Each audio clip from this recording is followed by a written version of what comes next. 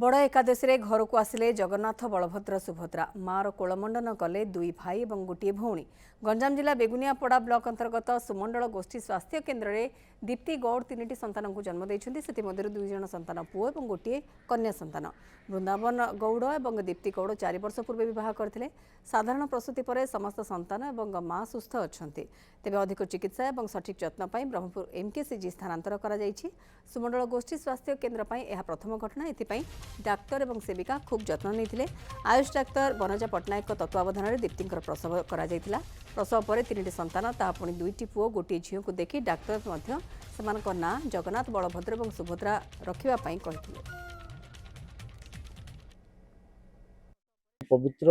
एकादशी रे गर्भर 3टी छुआ जन्म होती समस्त सुस्थ अच्छा बिना डॉक्टर न था कि नर्सिंग अफसर आउ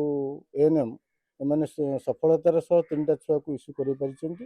तेणु मुझे निकट कृतज्ञता ज्ञापन कर से पिला दिन उत्तरोत्तर कामना कर बर्तमान से अधिकतर चिकित्सा ICU MKCG medical college Brahmapur को स्थानांतर कर फास्ट गोटे कन्या संतान होती कन्या संतान पर तार डेलीवरी है भी से बेटर कंडीशन थिला तापर सेकेंड भी इश्यू है सेकेंड इश्यू पर से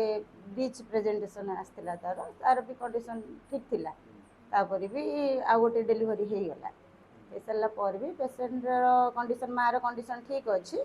आउ पिला मानकर भी ठीक थिला किंतु आमे तांको जेहेतु कम वेट अच्छा पिला माने तांको अधिका